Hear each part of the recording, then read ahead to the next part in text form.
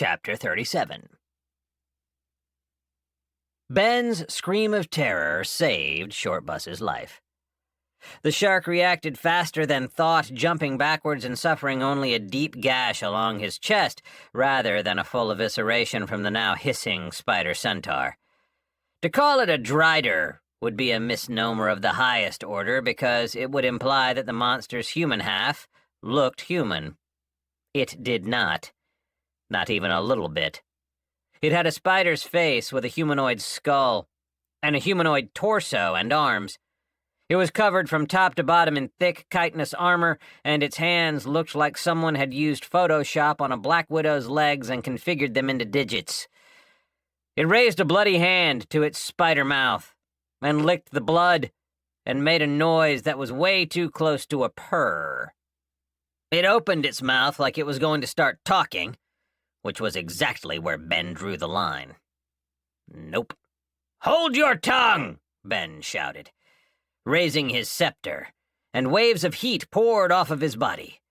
They washed over his party, and Shortbus's wound visibly healed. Interestingly enough, waves of heat began to rise off of the now silenced spider, and it choked, unable to speak. "Finally!" Shortbus said, and his bow appeared in his hand in a purple flash, equipped from a utility pocket Ben had attached to his wrist. He had, in fact, equipped each member of his party with a small utility pocket that contained their weapons. Ben was very proud of the utility pocket work as well, which he had done entirely on his own. Ben would have described it like programming, and if he had, he would have been grossly misleading everyone he told that to.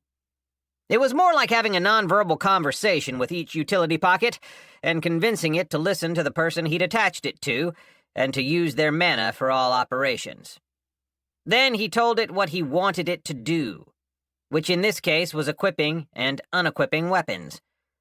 He was sure he'd be able to get the utility pocket to do more for other people, but at the moment, Ben didn't have the time to explore this new aspect of his plus perk. "Lunch!" Shortbus finished, taking aim and firing in a moment.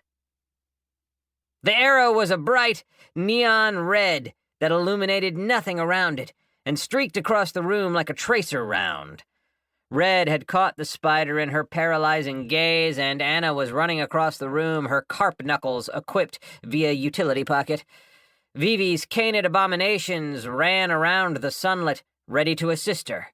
Ghost Ears was flying around with 31, who had gone to secure the exit closest to the monster and cut off her escape route.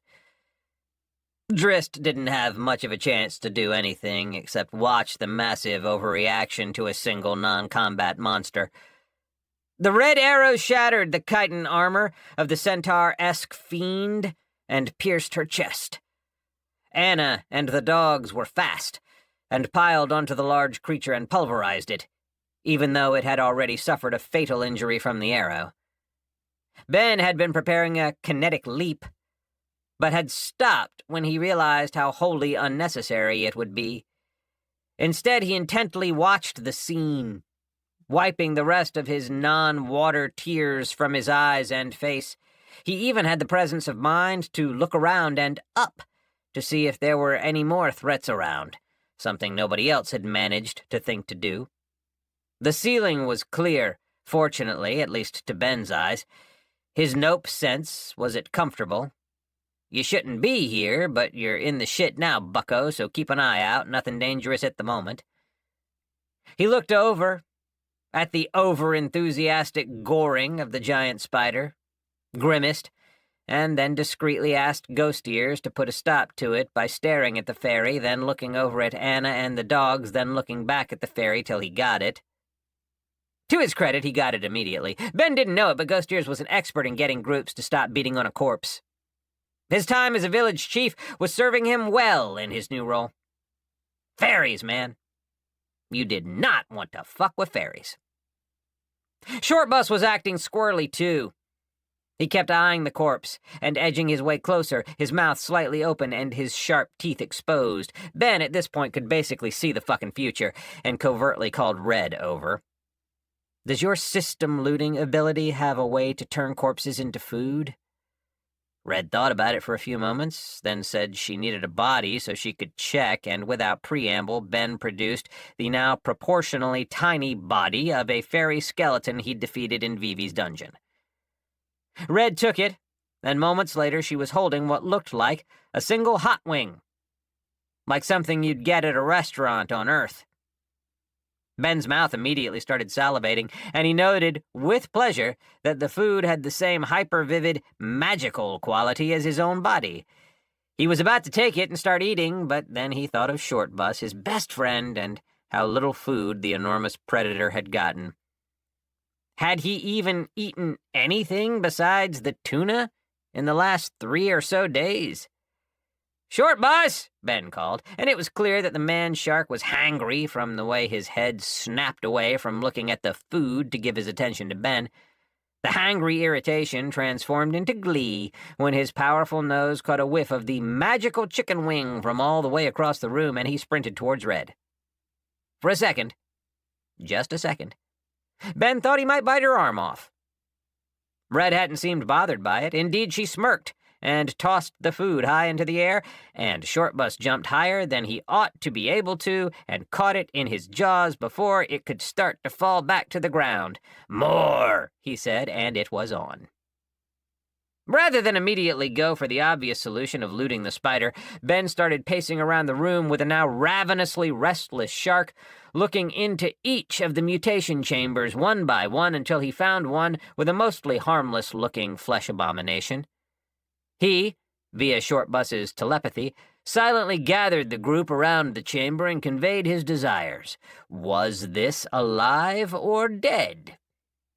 Ben opened a utility pocket inside the chamber near the floating still body and poked it with a sharp stick. No reaction, so then Ben stabbed it with the sharp stick.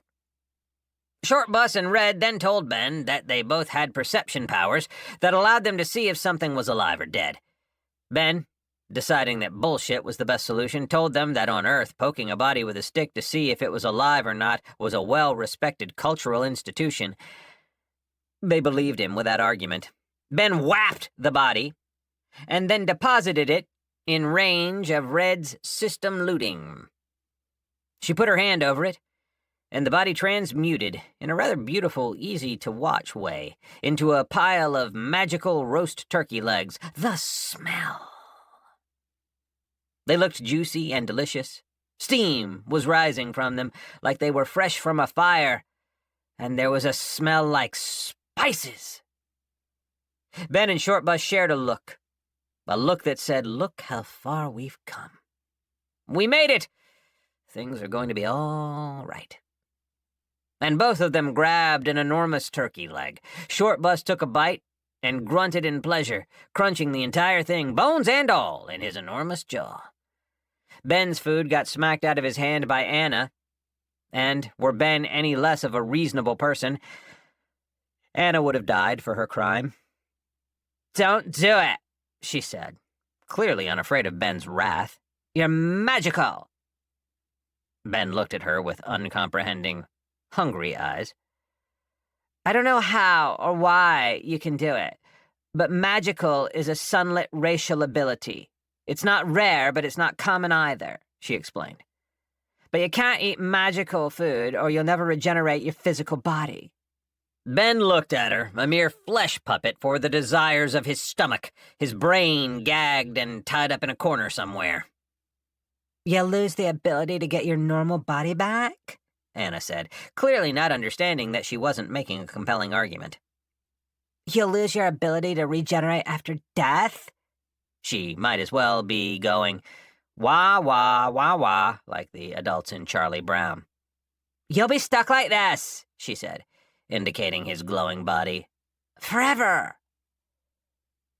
Ben looked at the now much diminished pile of turkey legs, then looked over to Short Bus and Ghost Ears, who were both unashamedly chowing down. They looked so happy. They were laughing and clapping each other on the backs, despite their extreme size differences, and neither one of them was looking at Ben. Ben wanted friendly food backslaps. He wanted to be happy and eating food right now. His stomach burbled at him, and he scuffed the ground with a bare foot. Fucking bullshit, he mumbled, then began looting each and every mutation chamber. The next body he had Red transform into magical cabbages, which Vivi ate with great delight. The one after that was transformed into a pile of almost gelatinous sapphires, which were consumed by Anna's entire party with great enthusiasm. Even the jello gemstones smelled and looked amazing. Ben was about ready to start punching people, just based on how happy and refreshed they looked after eating. He contented himself with stealing every floating corpse in the room while they were eating, extremely pleased to find that his utility pouch was more than up to the task. Being magical had its advantages, he guessed. He also took the body of the spider, even though it was badly damaged. Red had suggested looting all the corpses right there, but Ben had reminded everyone that they were on a time crunch, that their plan depended on having the pocket of sanctuary, and that they had less than 40 minutes left before it was gone.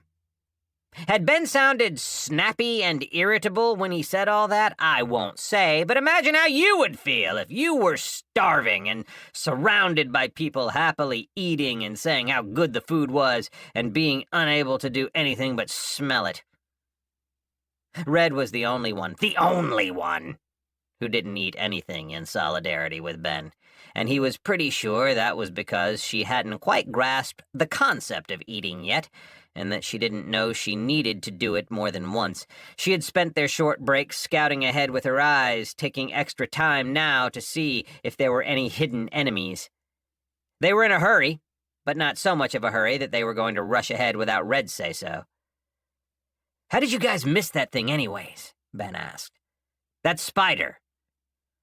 "Red's got her amazing eyes," he said, and Red frowned. "And Short Bus, you're psychic. Between the two of you, nothing should be able to sneak up on us." Much to Ben's surprise, it wasn't Vivi who started talking, or Ghost Ears, it was Drist. And he actually sounded a little pissed. "I'm glad we're bringing this up," he said, his body lighting up in time with his words, "because it's clear none of you have any idea how much trouble we're in right now." In response, Ben snorted up a booger that had been bothering him. Drist didn't scare him. "You saw all those bodies? All the ones they stitched and mutated together? There were greys in there, Your Majesty," Drist said with sarcasm. "And when they came through, they were very likely able to detect every monster in this dungeon with their psychic senses. But you know what? This is a citadel, not a dungeon, and citadels learn. They adapt to every tactic that's been used against them." Anna whispered, "Oh, fuck." And 31 made a little mechanical sound of distress. "They know," Drist continued. "At least now they're thinking about it. What we're doing in here? We had better succeed or die trying, because if we fail and live, the Adventurers Guild is going to tear us apart. 31, how deep in are we right now? Please read off our crimes." "Our current list of major Citadel crimes are as follows," 31 said. "We have utilized the following restricted tactics. Surprise attack, 1 week public torment. Utilizing non-Citadel silver keys, 10 years indentured servitude. Lockpicking, 5 years indentured servitude. Patrol blind spots, 20 years. Forced mana extraction, 10 years indentured servitude. Wall transparency, 20 years. Forced mana extraction, 10 years indentured servitude. 1 month public torment. Summoning, 1 century forced mana extraction, 1 century indentured servitude, 1 year public torment, execution." He paused, as though reading something. "Oh, this is a new one," he said. "Resource awareness, humanity. 1 millennia forced mana extraction, 1 millennia indentured servitude, 1 century public torment, public execution." "How is any of what we did illegal?" Ben asked, outraged. "How the fuck are we supposed to survive in here without doing any of that?" It's illegal, Drist said. Because if we fail, none of it will work the next time someone assaults the Citadel! The higher music elemental hissed, which sounded a bit like a high note on a flute. It means that if we fail, this place is going to be significantly more dangerous and hard to deal with. As for how we are supposed to survive, there are laws and regulations for attacking citadels. There's an entire branch of the Adventurers Guild that specializes solely in dealing with these things, because otherwise amateurs, like us, are going to create fortresses left and right. At Ben's blank expression, Anna explained. A citadel fortress, she said quietly, her voice subdued. It's the next step up from a citadel. Clearing one is considered a fool's errand. The best anyone is able to do is just learn to live with them and manage them as best we can. Entire regions of the world are uninhabitable because of them. Shit. We're in really deep. This thing is way, way too close to Solas. She started to look close to a panic now. Burning fucking stars, she said. What if Solas falls? Because of us! In response, Drist just floated there, somehow looking super pissed off. Doesn't matter, Ben said, even though he didn't believe it. The plan hasn't changed. We're in it to win it, got it? He said, and every member of his group nodded their heads. Well, I'm already a criminal, so this doesn't scare me at all, Vivi said, nodding his eye stalks.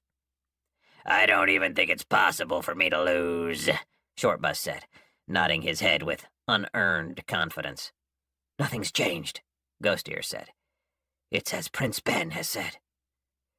I'd rather die than be responsible for the creation of a fortress of chaos, Red said, her determination kind of clashing a bit with the otherwise unified front of indifference of the party. And I know my party feels the same. Citadel Fortress, Vivi corrected. You aren't in the Beyond anymore, and you aren't fighting the forces of chaos. So says you, Red countered. But you can't see what's under their physical forms like I can. I know what I'm fighting. In response to that, Ben stood up from the impromptu group huddle. God, they were having a lot of group huddles, and started to walk to the exit. You have a safe path for us? Ben asked, and Red nodded. Good. Keep quiet and let's head out, he said in a whisper. The 8 of them got into formation, and Red's second eye took its place over their heads, granting them all vastly expanded awareness of their surroundings. They moved quickly and in impressive silence, each one of them having been affected more than they let on by Drist's comments. They would occasionally stop, halted by a hand gesture from Red, and backtrack around a corner before continuing forward. Her second eye would occasionally move away from them and backtrack, ensuring that nothing could sneak up on them from behind. It was tense and slow going, but they hadn't seen a single monster the entire trip. It was a powerful testament to Red's pathfinding abilities. They were stopped around a corner of another hallway, the room that contained the Citadel core just a short dash away. It's guarded, she whispered. 2 Roach Knights, Ben supplied. Roach Knights, she continued, using the name Ben had come up with on the spot. They're blocking the doorway. If I use both eyes, I should be able to lock them both down, she said. But don't count on it. Their minds feel extremely weak, she said, and I have doubts my abilities will be able to latch on to them. Okay, Ben said, ignoring how freaky everything Red just said was. Ghost Ears, how confident are you at CCing at least one of them? CCing, he said, then quickly continued. Right, we talked about that. I'm not super confident about it. The target has to be able to sleep for my sweet dreams skill to take hold. I'll lock them down, Drist said, surprising Ben. He hadn't been sure Drist was even capable of being useful. "You'll do it?" Ben asked, not even trying to keep the skepticism from his tone. "I'll do it," Drist said. Ben looked at Anna, who, much to his surprise, nodded like she thought Drist could do it. Ben looked at 31, who also indicated the affirmative. "Okay," Ben said, drawing the syllables out. "Red, Ghost Ears, and Drist, get out there and see if you can paralyze those guards. The rest of us will be right behind you, ready to attack. Our priority is on keeping either of them from running off and alerting the rest of the Citadel. Got it?" Nods of affirmation all around. Drist hummed a little bit, and the sick-ass musical instruments he'd partially copied from the Mongolian war music video appeared next to him. They looked alive. "Follow behind me," the higher music elemental said, sounding a little pissed. Red and Ghost Ears shared a look, then looked to Ben for guidance. Ben shrugged and nodded his head, which was a surprisingly hard set of gestures to do together. Drist started moving, and as he did so, music like the buzzing of insects filled the hallway. The large, magical instrument familiars surged ahead, their bow arms powerfully sawing across their strings, producing the unpleasant sounds. The Roach Knights flinched, and their bodies locked up, occasionally shivering. Red and Ghost Ears charged forward, both of them using their abilities as well. Ben's eyebrows rose as he watched a Roach Knight start to leak neon green blood from its joints, and he somehow just knew it was from Drist's ability. "Mop 'em up," Ben said, and the group charged. It wasn't much of a fight, more of an execution. The Roach Knights were able to break out of their paralysis once attacked, but by that point they'd already taken so much damage it was too late. Ben gave Drist an appraising look, then a nod of newfound respect. In response, the higher music elemental harumphed. "I'm not going to bring shame on my entire circle," he said huffily, "by being the music elemental that created a fortress. We'll pull this off or die trying." In response, Ben whapped the two Roach Knights, complete with the hand gesture and sound effect, with a shit-eating grin on his face when he did so. He didn't know why, but he just liked messing with Drist. Then things got serious again, and Ben examined the door. "It's behind here?" he asked, and Red nodded. "Everybody ready?" he asked, and nobody said they weren't. "This isn't a heist," he said. "This is a strong-arm robbery. Smash and grab, got it? Once we're in there, no more sneaking around. The entire Citadel is going to be moving, and they're going to be pissed. I've given Frankie the alert. When I get the gems, he's going to transfer them to the Pocket of Sanctuary immediately. I told him to do whatever he needs to do, spend whatever he needs to, and teleport the pocket to our location. That's our way out." "You're sure he's going to be able to teleport it immediately?" Anna asked, a look of concern on her face. "Absolutely," Ben said. "It'll be instant." "We aren't going to have to run through the Citadel and fight our way through hundreds of powerful elite monsters?" "Absolutely not," Ben said. "Now listen," Ben said, looking at his group. "I know we wanted that map of Wish." When he said map of Wish, Anna's entire group practically got exclamation marks over their heads from shock. "But that might not be in the cards. If we can bring this place down and get out alive, that's enough for me. Greed kills," he said. And nobody disagreed with him. It hurt, but he was willing to let treasure go if it meant nobody got killed. "This is just like that time with those treasure chests in my lair," Vivi said, chuckling. Ben shot him a death glare and pulled it off so well, he almost got the death glare skill.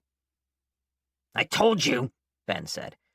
"We are never to talk about that again.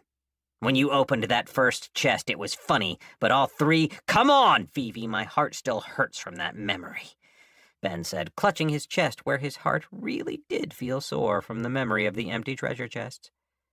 "Not the time," Shortbus said softly, which really sobered them all up. Ben took a deep breath, made eye contact with everybody one last time, and then put his hand on the door of the Citadel core and pushed.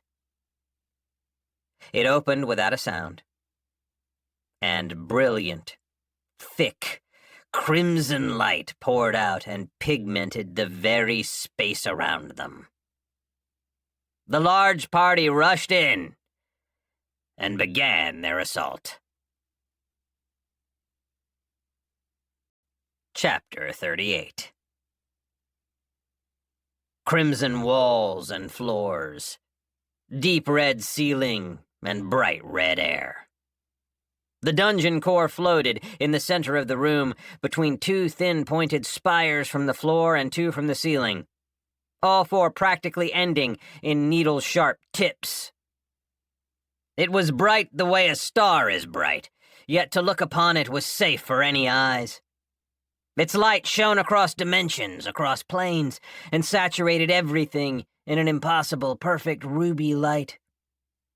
It was the light of passion, of the will to survive, the light of procreation, of vitality, the light of monsters born by immaculate spontaneity, of the inevitability of life. Ben didn't know how he knew, yet the light was not just known to him, not just familiar, but ancient to him.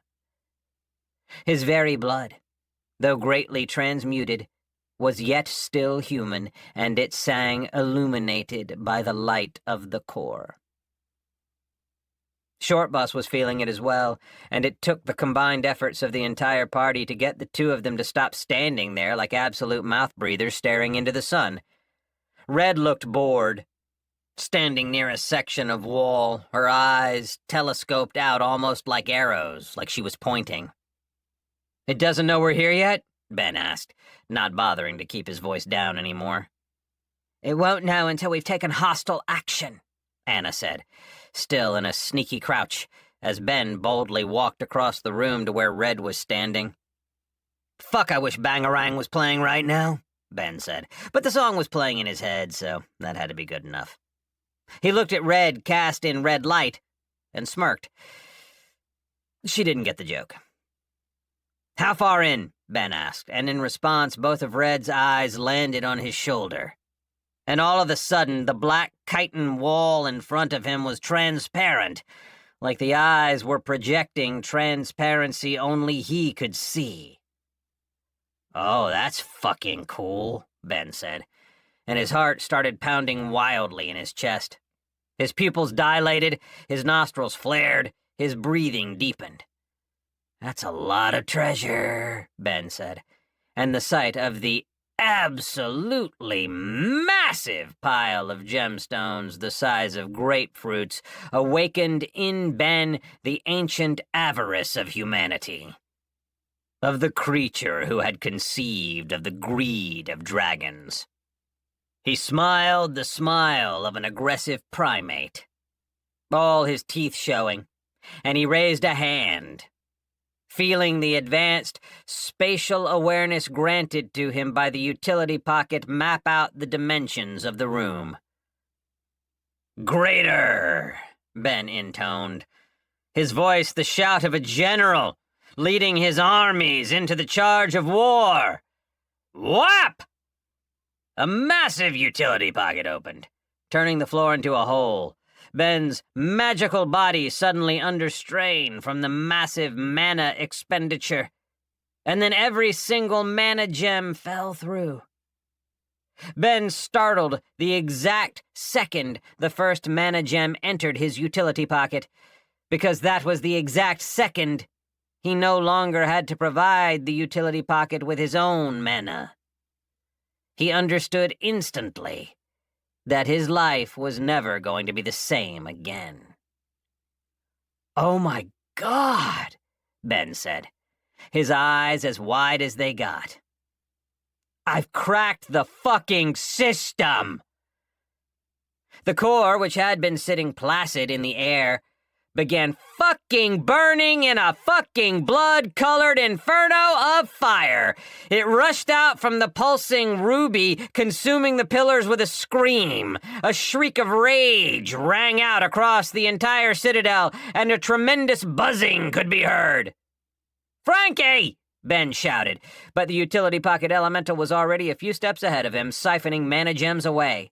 "Ben!" Anna shouted, running over to him with wide, anxious eyes. "Is it coming? Is the utility pocket going to teleport to our location?" Ben consulted Frankie, feeling a manic, magical energy suffuse every fiber of his being, feeling invincible. "Nope!" Ben yelled. "But he's piloting it to our location right now!" "You told us it would teleport here!" Anna screamed, and she'd never sounded more like a teenage girl than in that moment. Ben's response was to start laughing as he ran from the core room. Shortbus had an expression of pure glee on his face, and he started laughing too. "This is going to be great!" he shouted, then bellowed as loudly as he could. "Did Frankie take the gems?" Vivi asked, breathlessly keeping pace with Ben's crazy run.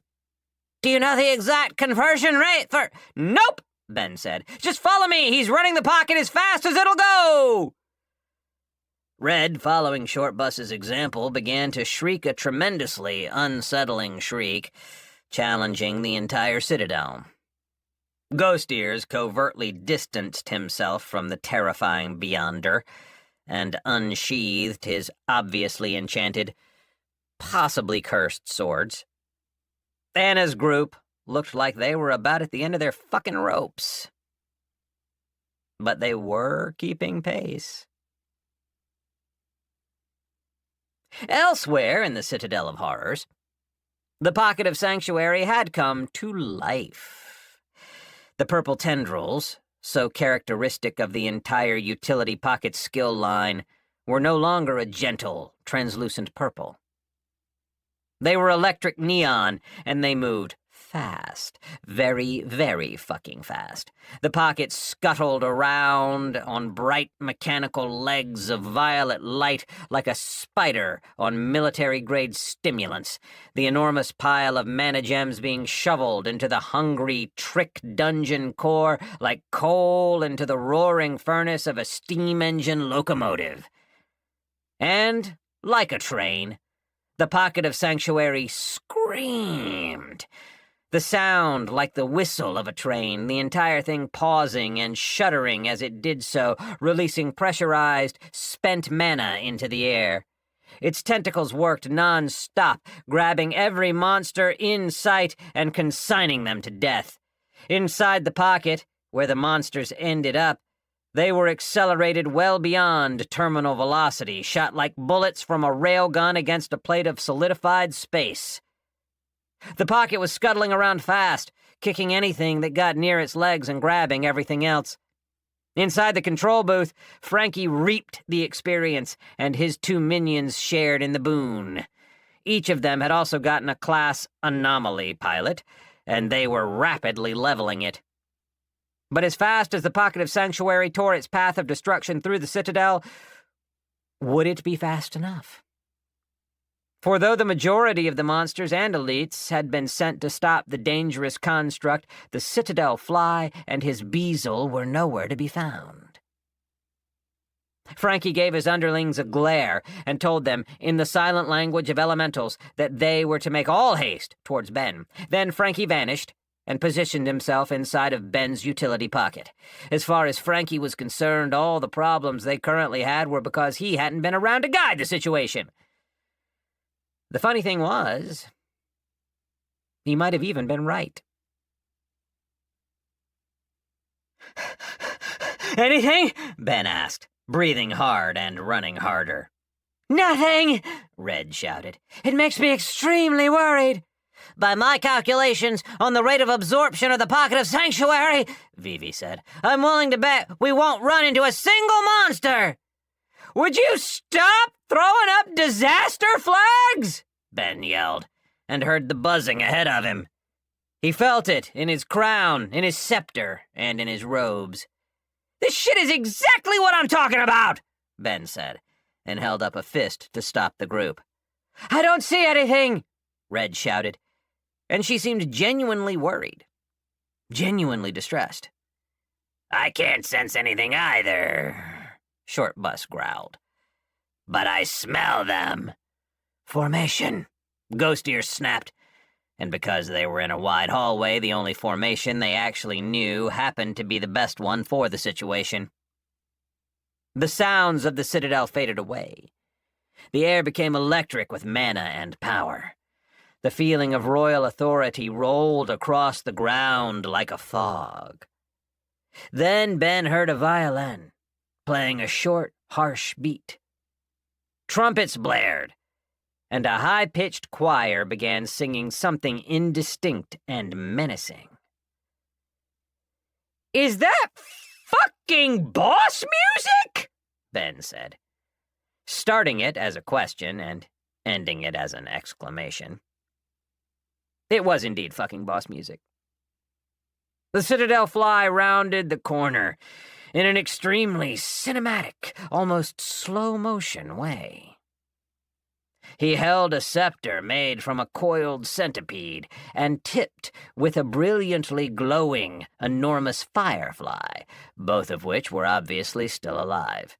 His wings were a cape, and he wore a crown that had Anna's fucking cell phone on it.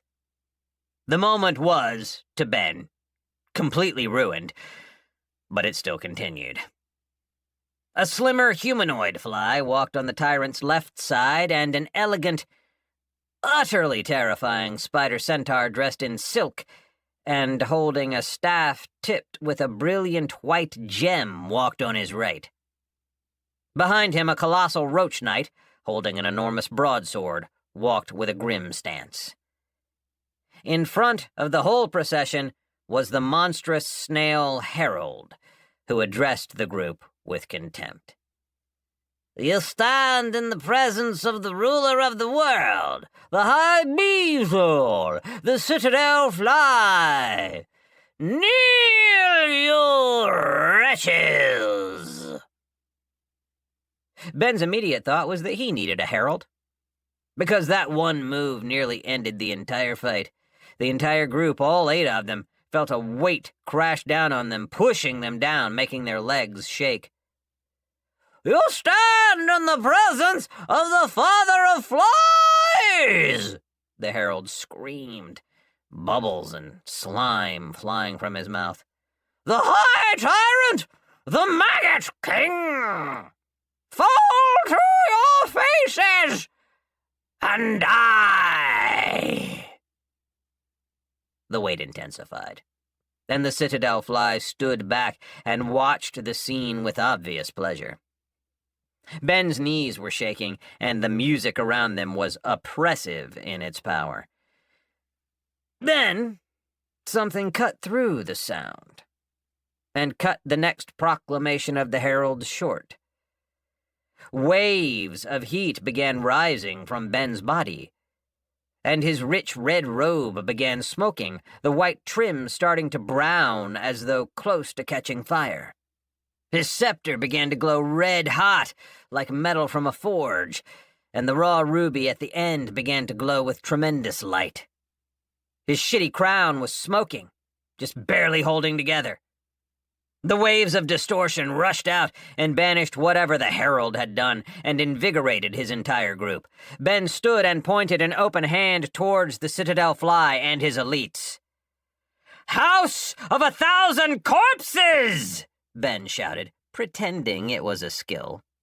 And immediately utility pockets began opening up all around them, dumping out the corpses of the mutated insects and dead adventurers, scattering them around the hallway.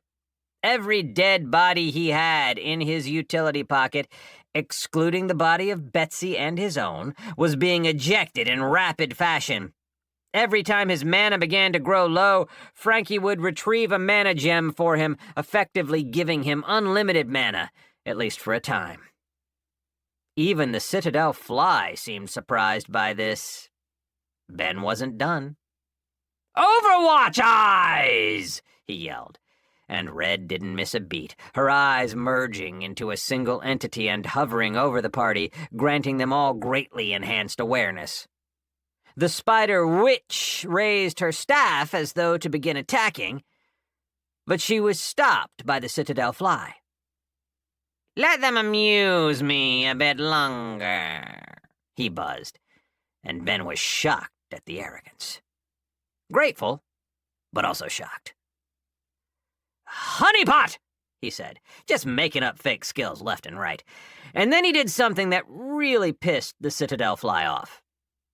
Ben started spraying the honey he got from Vivi's lair and got an immediate reaction from every insect in the citadel fly's party. All of their heads snapped away from looking at the enemies and were transfixed by the sweet spray that was coating the floor and walls in front of them. It was a gamble that cost him nothing to play, and it paid off. The roach knight stepped forward as though compelled, and the citadel fly snarled at him, restoring discipline. "Red," Ben said, speaking rapidly. "Prioritize making weapons and healing. Vivi, take out the roach. Shortbus, take out the spider. Ghost ears, assist where you can. Anna, take your people and lock down that fly!" Ben was shouting, barking orders. "When you've won, assist whoever needs help the most!" It went without saying that Ben and the citadel fly were about to have a showdown. "Are you prepared?" the citadel fly asked, his voice thick with mocking. "One last thing," Ben said, and the heat around him intensified. The trim of his robe actually bursting to flame as he glared, making eye contact with the red compound eyes of his adversary. "Royal vendetta!" Ben spat, and felt the system-granted ability take hold. The flames, which had been red, turned orange, then yellow, then golden. Ben raised his scepter, and the citadel fly did the same. Two waves of heat rushed forth and collided in the space between them. The impact was like a thunderclap, and where the areas of influence met, bolts of lightning shot out, striking randomly. Shortbus raised his bow, and it screamed as he fired a shot directly at the head of the citadel's tyrant. The other fly, dressed in black tight leather, knocked the arrow of magic out of the air. The spider mage raised her staff high overhead, and at its tip a fireball formed that launched at Ben's party. No, directly at Ben. "Scatter!" Ben yelled, and the melee fighters rushed forward. Red was like a serpent, moving in a fluid, boneless way, running from corpse to corpse, transforming them into swords and spears and knives. Vivi scoffed, his eye stalks glowing incandescent, and the rushing fireball impacted against a plate of mirror magic. "Reflect!" Vivi said, sounding every inch the arrogant wizard. "You'll have to do better than that!" The fireball rushed towards its caster, who screamed in rage. The citadel fly was forced to dodge, along with the rest of his group, and the contest of wills between him and Ben was broken.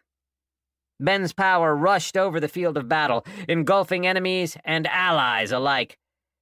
The monstrous insects screamed, and their bodies began to smoke as though they were starting to smolder.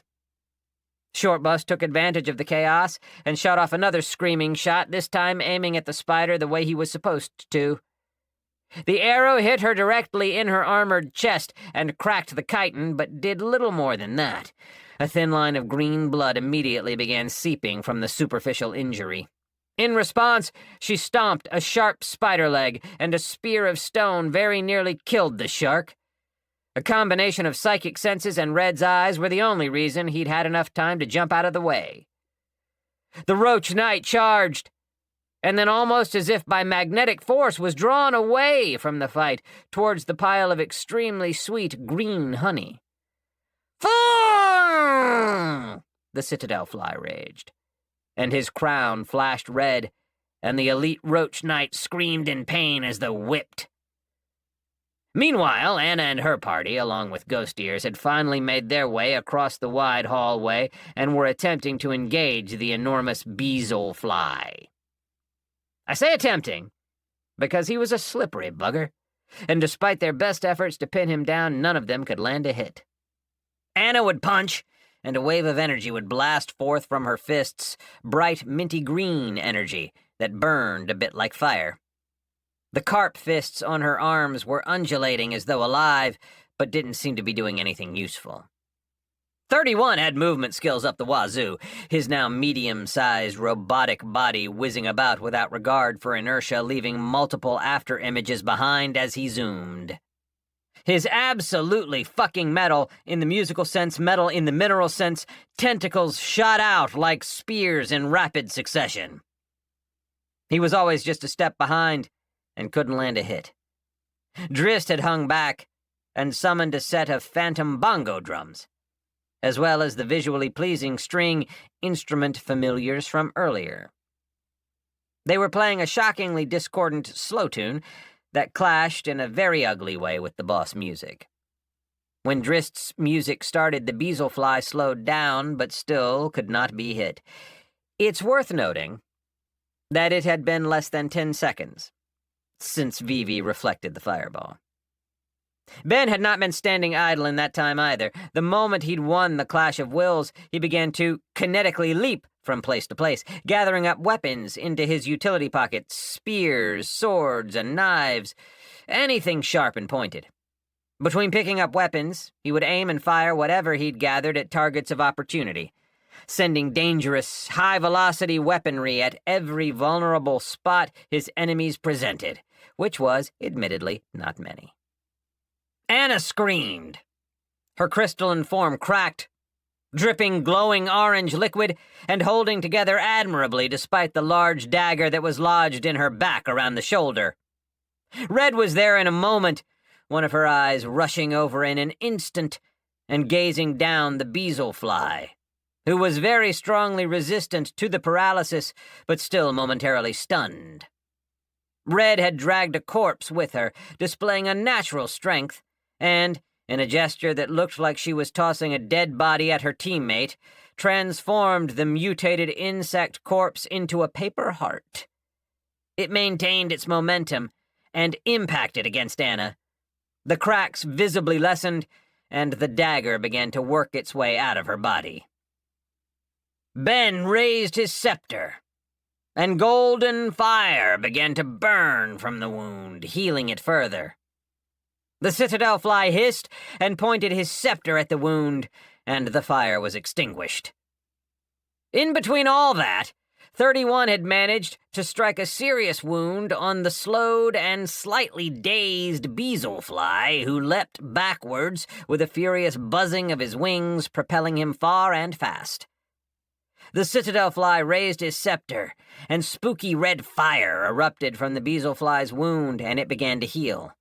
Ben shut it down, and the citadel tyrant looked at Ben with pure hatred. Then it started to chuckle. "Fall back!" Ben shouted, and he was a little surprised when his allies actually listened. The citadel fly raised his scepter, and the walls and the floor and the ceiling and the very air seemed to come alive. "Citadel shaping!" he shouted. And then all hell broke loose. Chapter 39. Dryden's poets were standing brazenly close to the Citadel of Horrors, masked by the legendary illusions of the demonic races. One sunlet and 5 horrors from that deep, cursed cavern lair. The demons, who had murdered Dryden's entire party and replaced them as doppelgangers, were congratulating one another on their very impressive and effective illusions. Dryden, who had willfully initiated the chain of events that led to his entire party being replaced by demon doppelgangers, took in a deep breath, his red crystal body expanding and contracting. "Boys, I think we're going to have an easy time of it," he said, clapping his hands together in front of him hard, the sound like 2 crystal clattering together. "A citadel contains many things," one of the demons said, and it was hard to tell which one spoke. "A citadel is dangerous," another said, whispering. "A citadel is nothing without its ruler." "We're avoiding the citadel ruler," Dryden said, rubbing his chin and picturing the treasure. It was all that really mattered. "We go in with illusions and a bag full of silver keys, steal everything worth stealing, and blame the fallout on that little moron, Anna," he said, then paused and turned to look at the lead demon. "She's in there, right?" "Assuredly," the demon said, his form obscured and only visible as a haze of heat with two horizontal, glowing, angry-looking eyes of solid red light. "And the strike force?" Dryden asked, not for the first time. "Chasing their shadows," the same demon said. "Chasing illusions of their imagination." "Same as the gremlin abomination," another demon chuckled.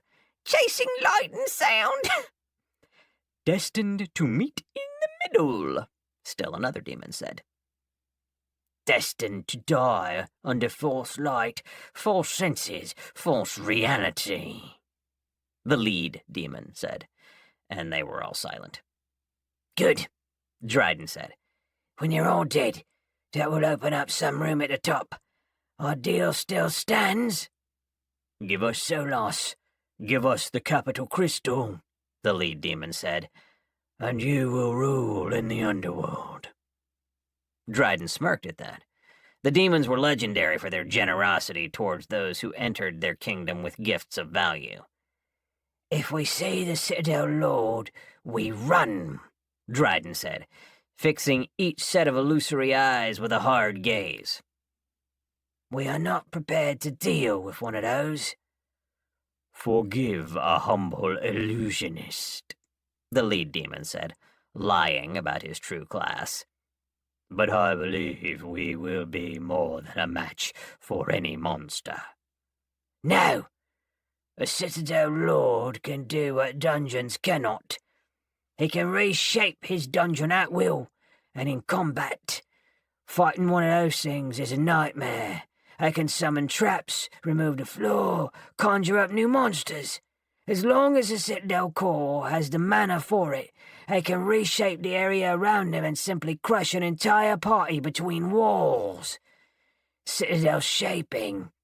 It's what separates them from regular boss monsters, and it's what makes assaulting a Citadel such a nightmare. No," he continued, clearly ready to drop the conversation. "As long as we don't mess with the core, we'll likely be allowed to raid without interference from anything truly dangerous. Right now, experience is more important than treasure to the Citadel, and I intend to take full advantage of it." "And the consequences?" the lead demon asked, his voice light with glee. He already knew the answer, he was just delighted in seeing a being walk along the dark path. "We pin it on Anna and her group of morons," Dryden said. "And if they're still alive in there, we rip them to fucking pieces." "Lullaby from the dark," the lead demon said, quoting one of their morally inverted holy books. "Lull us down deep to where the illusion of the bottom lies, and usher us down, down forever, till light is but a memory, and the fall is all. Amen," he said. And the other demons chorused with an amen. "Amen," Dryden said, kissing a well-concealed pendant, which showed his new allegiance to the demonic religion. "And may we find God weeping at the bottom of all things." Chapter 40. The world seemed to move in slow motion, Ben's mind entering a state of near-death hyper-awareness. Thank you, human glandular system, for your endless and varied abilities to keep us alive. The entire hallway around him was, in extremely slow motion, starting to collapse. Collapse was actually a really weak word for what was happening.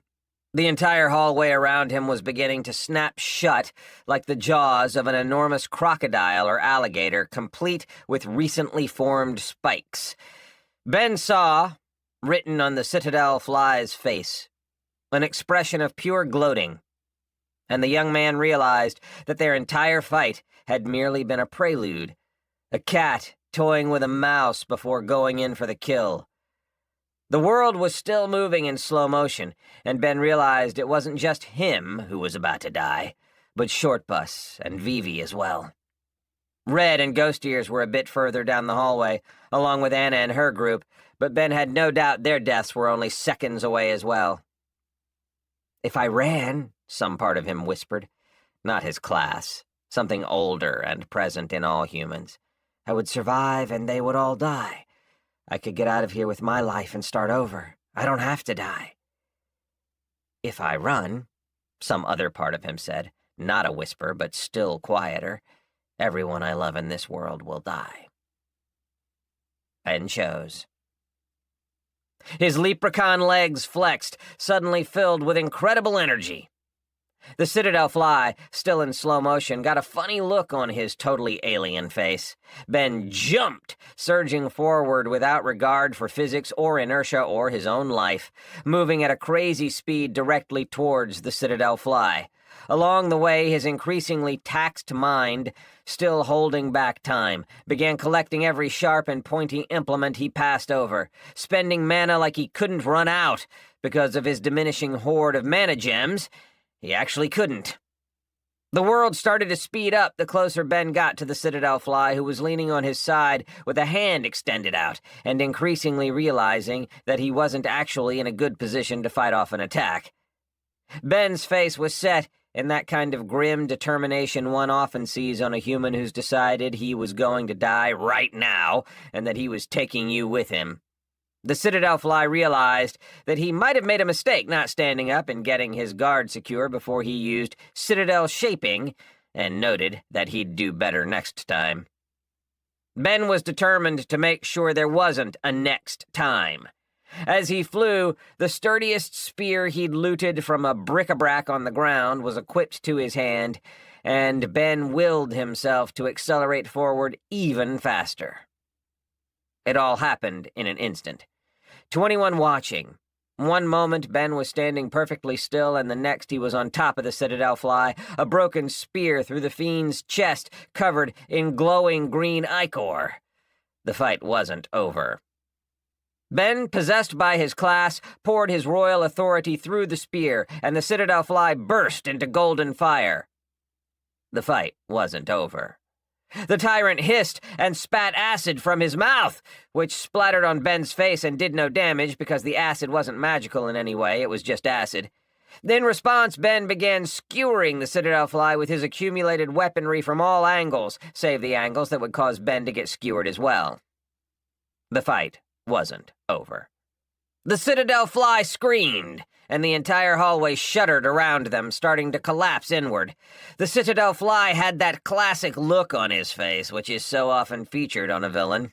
The "I might be going down, but I'm not going down alone" expression. In response, as fast as he could, Ben opened a utility pocket on his palm, and Frankie selected the thickest and most durable piece of sharp metal in his inventory, anticipating Ben's needs. The prince set it to move back and forth at an extremely rapid speed with as much force as he could spare. Then Ben struck the Citadel fly directly in the head with his improvised palm weapon and felt his arm jitter and shake from the sudden impact. The tyrant's body, which had been so full of life, suddenly sagged, limp. Ben's improvised power tool weapon still ran, flinging green blood and brain matter everywhere. He shut it off and noted, for only a brief half-second, how absolutely trashed the previously pristine piece of metal was. Ben didn't miss a beat. He stole the body of the Citadel fly, jumped to his feet, and called the retreat. The rest of the Citadel Lord's elite guard were on their knees, clutching at their various kinds of heads, as though in agony. "Kill them!" Red shouted. And her order was enthusiastically obeyed. Ben added 3 more corpses to his collection and started to yell orders. "The core room, now! Now! Now!" Ben yelled, and his group got into formation. Red's eyes separated and rushed forward, scouting the way as the group surged forward, bolstered by new energy and higher yet unclaimed levels. Elsewhere in the Citadel, the Pocket of Sanctuary received a glut of excess mana, the entire area suddenly having more magic freely available in the air. It screamed again, expelling spent magic like a train whistle, and began bypassing monsters left and right, all of which were temporarily incapacitated. Ben's party ran, bypassing an entire hallway full of screaming, pain-blind monsters, likely positioned to keep their group from escaping. "Ben!" Vivi said. "Ben! Ben!" "Quiet!" Ben shouted, and Vivi didn't listen. "Ben, you killed a Citadel-class monster!" "Quiet! It's not over till we get the core, right?" he yelled again, and Anna vigorously nodded. "We've got to be quick about it," she yelled back. "It's likely already regenerating." "Fuck!" The expletive was explosive from Ben's lips, and he looked at the group. "I'm splitting the party! Catch up with me as fast as you can!" Before anyone could say anything, Ben began to kinetically leap ahead of the party, a form of movement far superior to flight, at least indoors. He picked a target wall and launched himself towards it, then repeated the process without missing a beat. Treasure chests were spawning all around him, exotic treasure chests with strange and fanciful designs on it. Distractions, bribes, anything to keep him from doing what needed to be done. Ben recognized it and dismissed it, keeping his eyes on the real prize. Faster than he could have believed, he was in front of the core room. It blazed with ruby light, the doors wide open, the core burning with power, with pure power. In front of it, forming out of burning red light, was the Citadel fly. Half regenerated, reborn. Ben wasted no time staring at the strange sight, except to have seen it and understood it. If he'd stayed with the group, they would have gotten here too late. "Fucking unreal," Ben said, marveling at the unfair resilience of the Citadel. "Not even 10 minutes till you respawn." Ben walked forward and only hesitated to figure out where to touch the Citadel core, and then slapped it. Everything froze. The fire, the light, the regenerating Citadel fly. You have conquered the Citadel of Horrors. Would you like to claim the core, or assume control as the new Citadel fly? "Ugh, fuck no," Ben said, getting the heebie-jeebies from just imagining even for a moment being a giant humanoid fly thing. That's some Cronenberg shit, no thank you. "You have claimed a red Citadel core." Without ceremony, the red sphere of light stopped glowing and fell to the ground, landing with a clink and rolling towards Ben's feet. Moments later, the Pocket of Sanctuary barged into the room like an enormous, really, really weird pet and grabbed both the core and the still brightly glowing body of the Citadel fly. Ben wanted to protest, but he'd been going to give the core to the Pocket of Sanctuary anyways. Ben hopped into the mobile fortress, and Frankie appeared in front of him. "Buddy," he said, "let's go pick up the rest of the party and mop up." Ben consulted the timer on the Trick Dungeon core and noted the enormous red ruby veins running through it. 15 minutes. "Plenty of time," Ben said. And the Pocket of Sanctuary scuttled down the hallway, moments later grabbing a screaming, startled party of adventurers and bringing them to safety. "You're sure the chests are gone?" Ben asked for the 7th time, and Anna was ready to scream at him. "Yes! How many times do I have to say it? Yes! The chests were bait to distract you.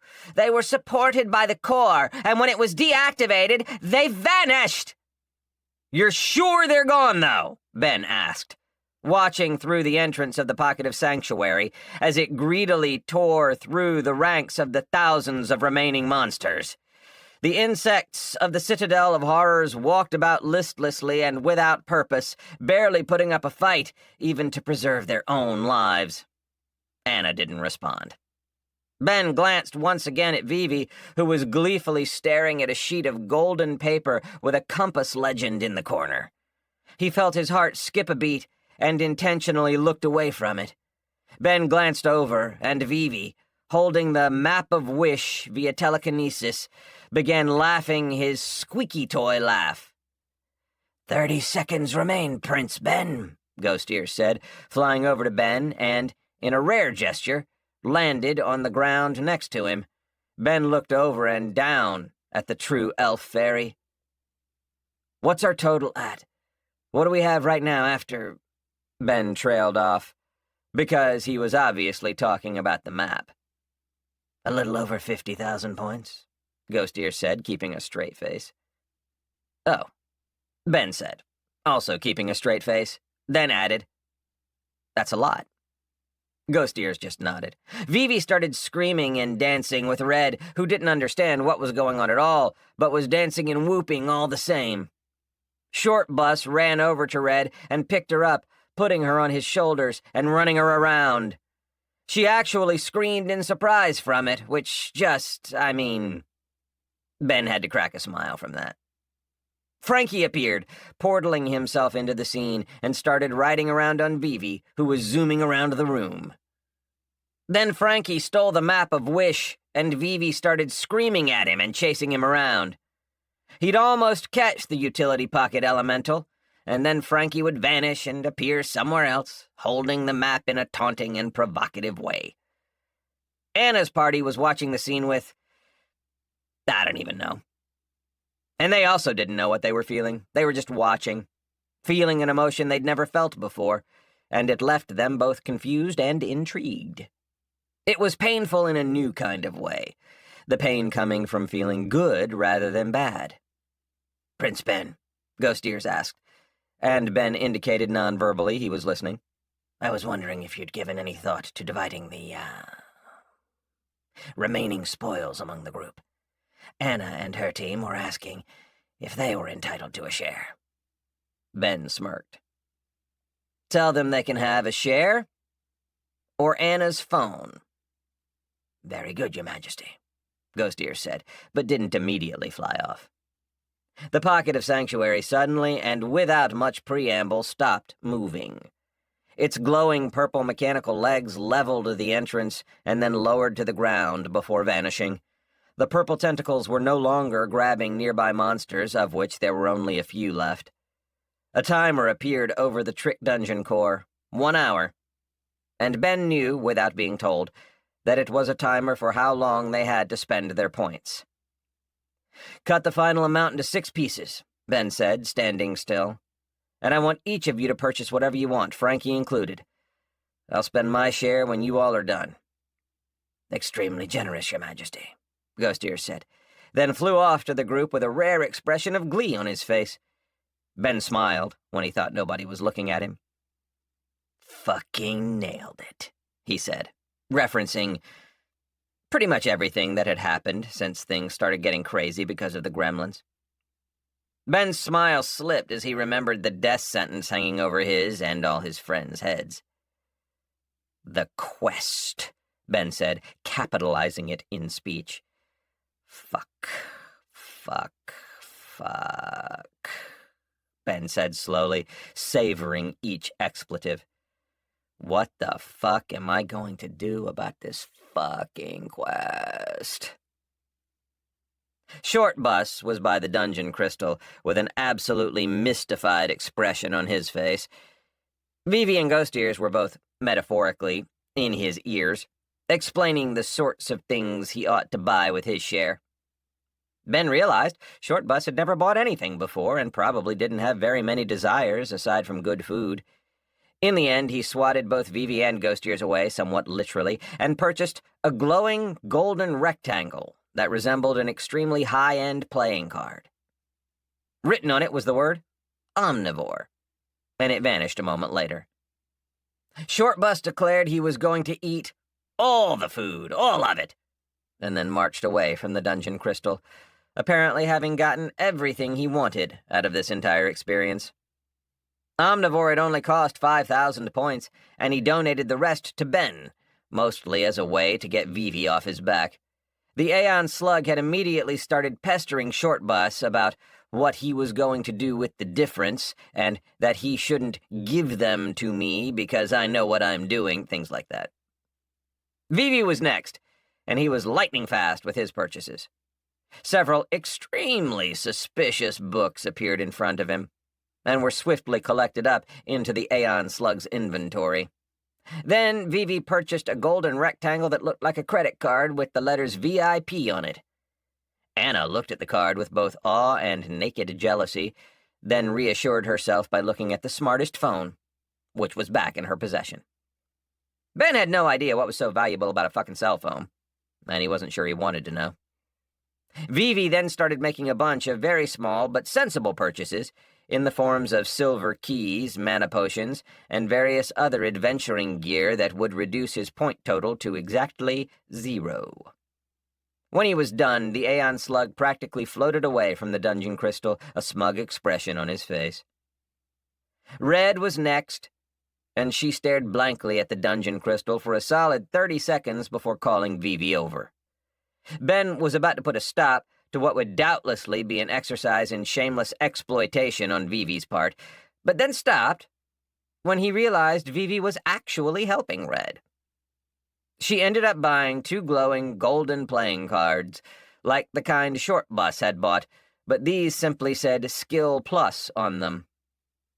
Red used them both in rapid succession, and then smirked and thanked Vivi, gifting him her remaining points, which he spent immediately on another suspicious-looking book. It's worth noting that Red and Vivi had immediately killed the Canid abominations as soon as the battle was finished, and that they had been looted just as fast. Ghost Ears approached the crystal next, and he appeared to have a plan. The first thing he purchased was a fine silken bag that Ben just knew was a legitimate bag of holding, and a high-quality one. Then Ghost Ears started purchasing books. Actual books about actual practical subjects. All the crafting disciplines, all the sciences, all the fundamentals of both magic and technology. Blueprints, devices to assist in learning. He practically bought a high-end library and a school system, and by the end of it he was crying. "This time," he said to himself, walking away broke and happy, "this time we'll do better. This time we'll know what we're doing.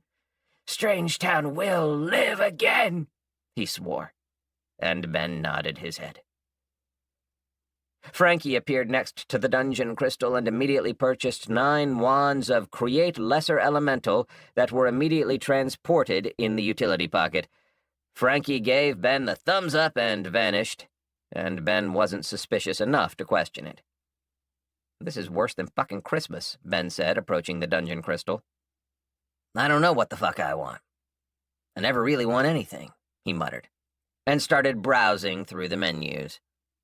At first, he felt compelled to purchase the most expensive set of class gear that he could. But strangely enough, the compulsion felt way more manageable than it had in the past.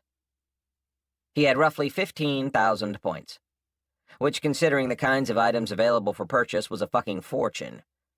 A Cinderella fortune, though, because in a half an hour, it was going to be like a bag of Chuck E. Cheese tokens in a Vegas casino.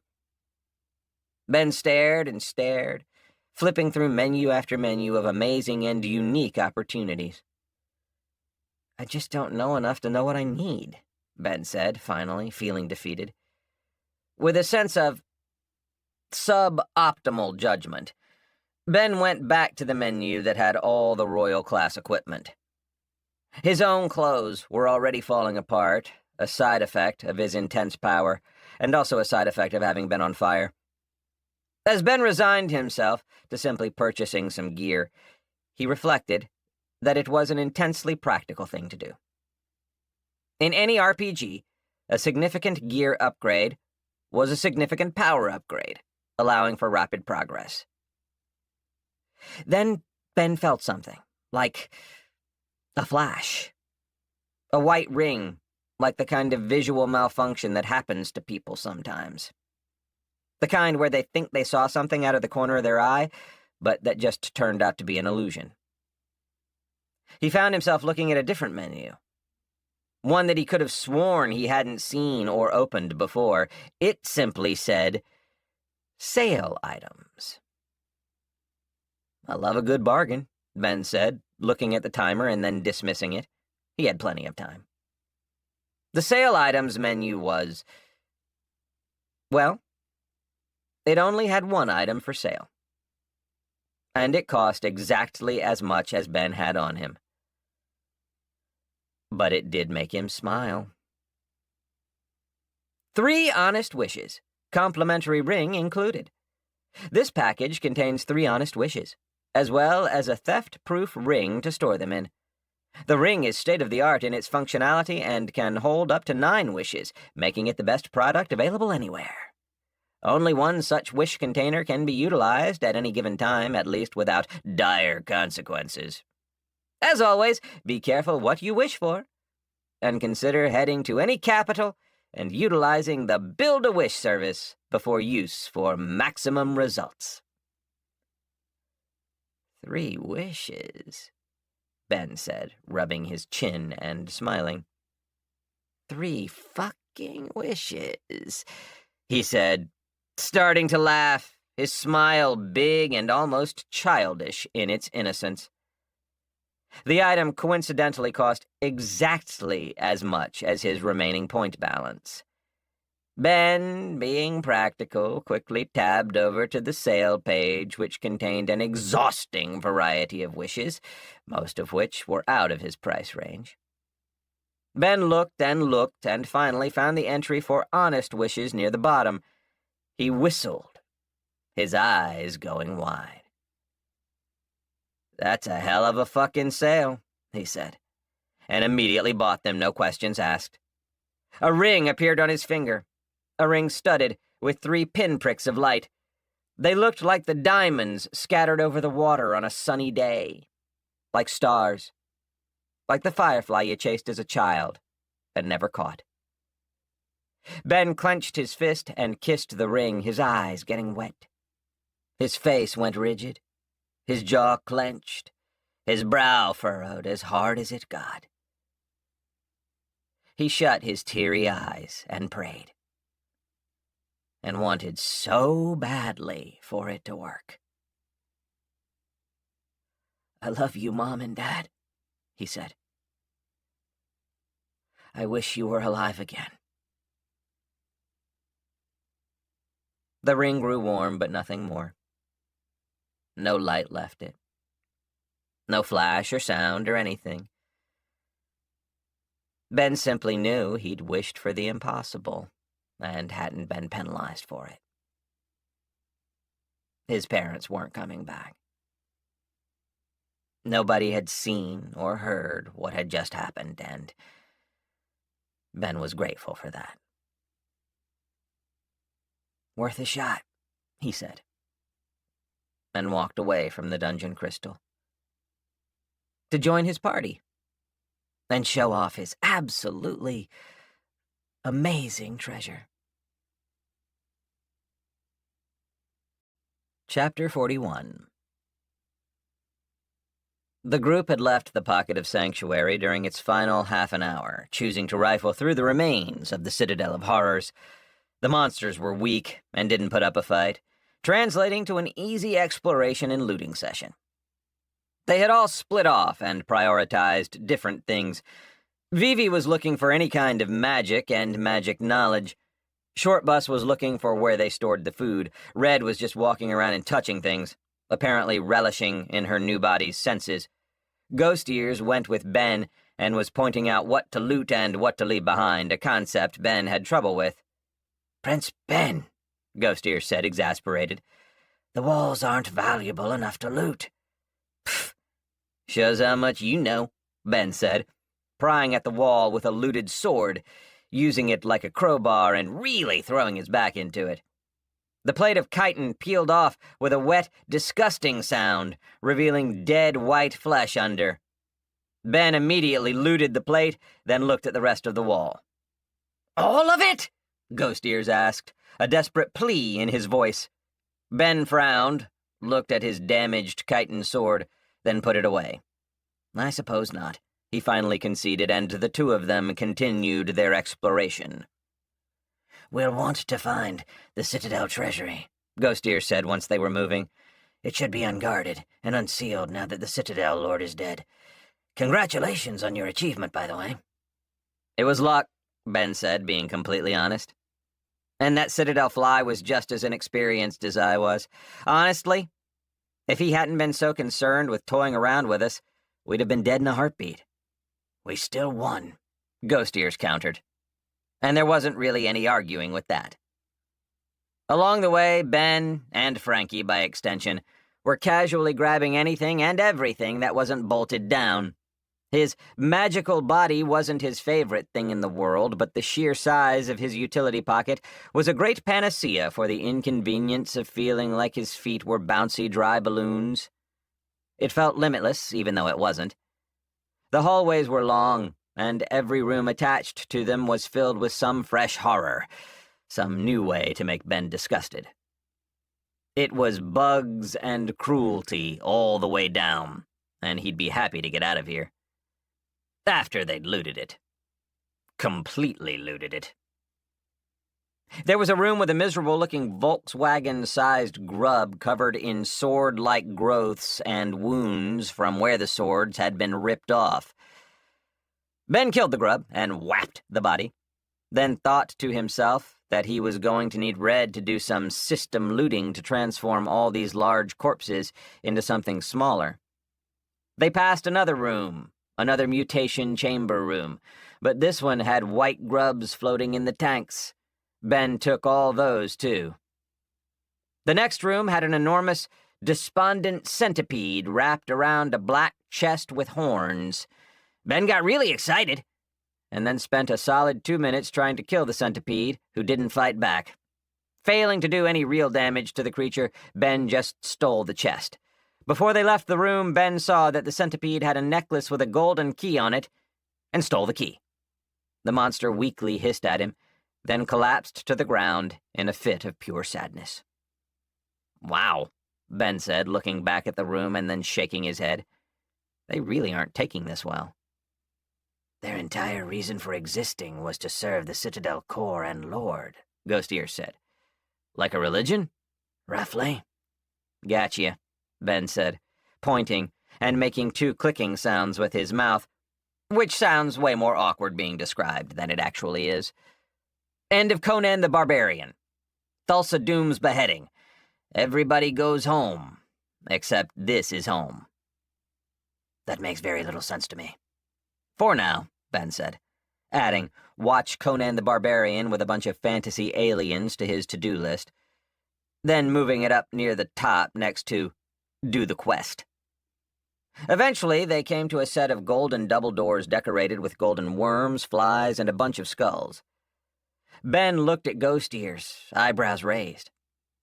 I think this is it, he said, and then pushed the door open with a single hand. After you? Ghost Ears scouted ahead, then called out in a choked voice, Prince Ben! Ben rushed in, ready for a fight.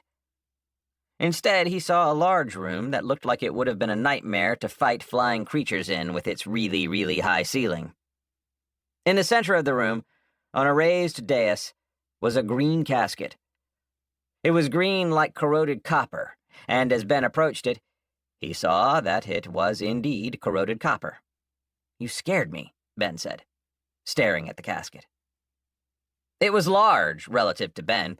To a regular-sized human, it would be a bit smaller than their ribcage. Big, but not large. A dead gremlin was laid out in the room, his hands on the casket. Some sense, some imprinted ability from the quest told Ben this was one of the elder gremlins he was supposed to kill. What the hell were you doing here? Ben asked, then took the body and examined the corroded vessel again. I wasn't expecting this, Ghost Ear said, sweating as he stared at the loot. Ben casually whapped it, and Ghost Ears flinched. What is it? Ben asked, leaving the room after glancing around and seeing nothing else. This was the Citadel treasury, Ghost Ears whispered, then quickly flew to catch up. That's it? That's an ancient reliquary cask, Ghost Ears countered, and a very old one. Is that good? Ben asked, feeling like it was good. That's good, Ghost Ears said. That's very, very good. Ben grinned, and the two of them continued their looting spree until Shortbus telepathically contacted them and told them the pocket of sanctuary was about to expire. Inside the silent, quiet ruins of the Citadel of Horrors, the 9 of them, including Frankie, stood in silence outside the pocket of sanctuary. Each of them was covered from head to toe in treasure. It was comical. They were like pirates who just raided a royal galleon, walking around the deck of their ship dressed in gold and jewels. Red had removed her creepy helmet at Ben's request and had it stored in the utility pocket attached to her wrist. The pocket hovered off the ground, its large purple tentacles retracting and then vanishing. The dark oval of space lightened, then vanished. An ephemeral pink ribbon floated in the air where it had been. It was quickly claimed by Frankie, who grabbed it through a utility pocket portal. The ribbon adjusted its size and floated around the elemental in the same way it had floated around Betsy. Drist, despite a complete and total lack of relatable anatomy, looked like he was going to blow a fucking gasket. The sight of so much unique and rare treasure all concentrated in one place with such a new group was almost too much for him to handle. 31 was laughing. Apparently he'd passed the point of no return and just thought things were funny. And Anna had moved into firm denial. Frankie portaled in front of Drist and looked up at the physically larger elemental and stared him down. Ben could practically hear Frankie saying something like, "Do something about it, I dare you." Ben glanced up from examining his nails, his go-to action for when he really wanted to show someone he wasn't interested in talking about something. Drist went for it anyways. "What?" the geometrically perfect elemental said. "What is your companion wearing?" Vivi surprised Ben by being the one to answer.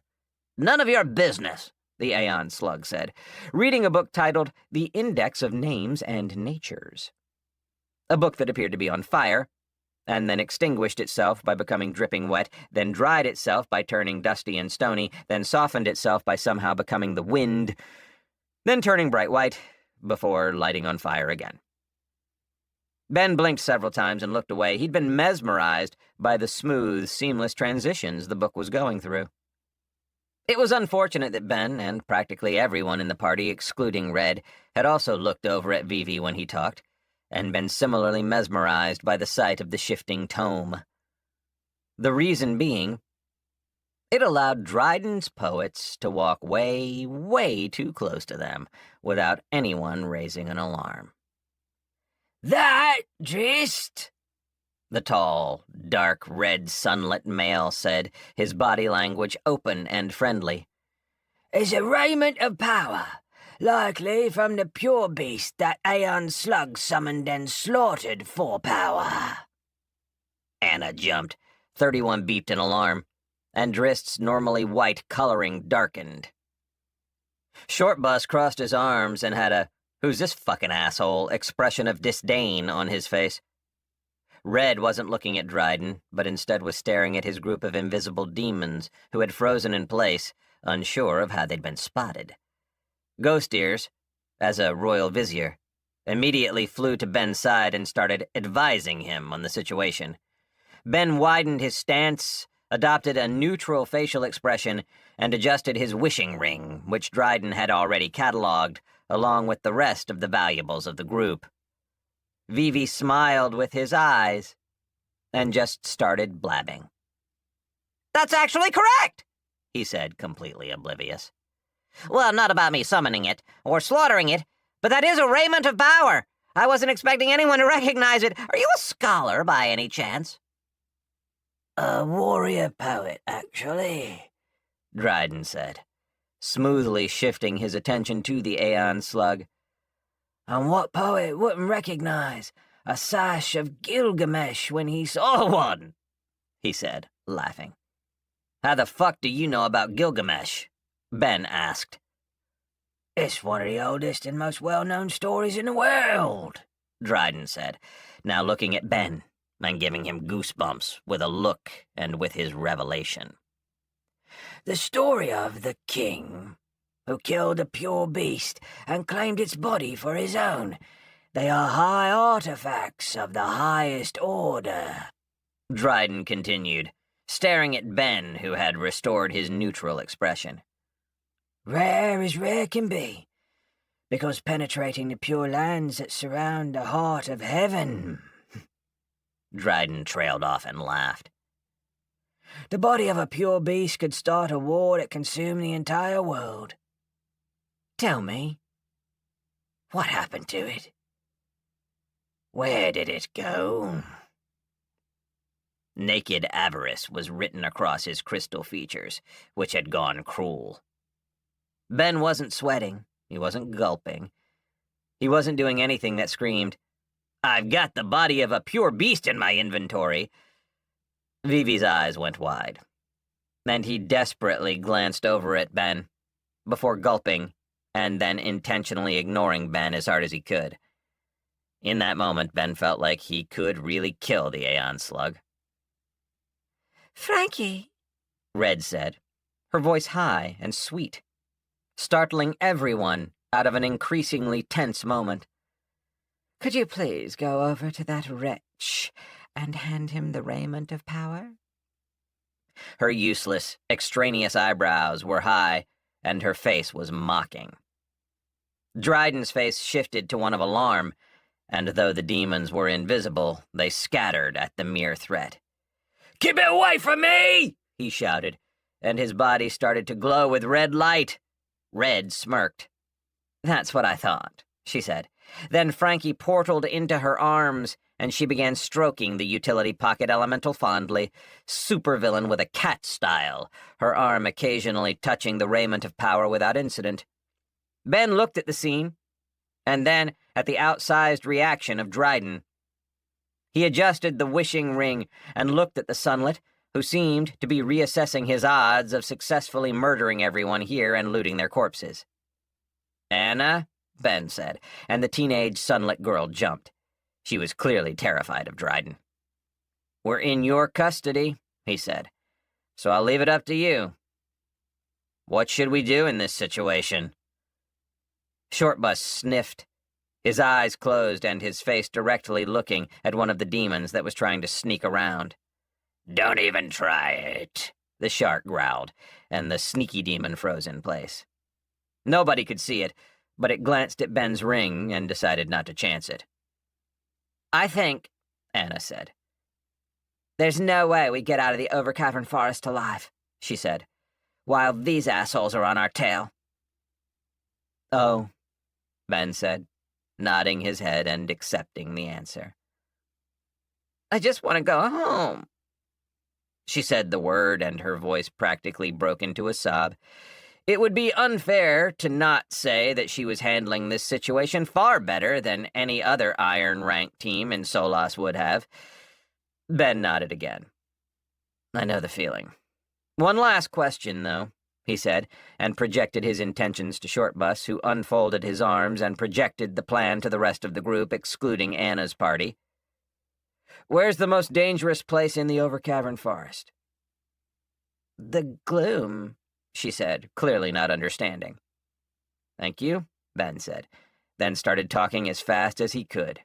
"I wish," he said, and instantly Dryden's poets sprang into action, starting to rush their position. "Dryden's poets!" Shortbus blasted Dryden with a cone of psychedelic, holographic light from between his eyes, the anima blast completely disabling his higher cognitive functions.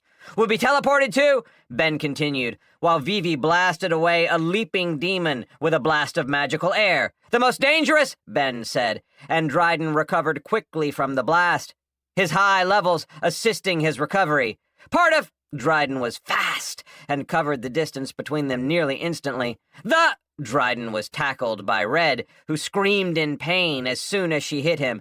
"Gloom!" And one of the lights on Ben's ring went out before he was able to tack on, and we were safely teleported to Anna's mansion in Solas.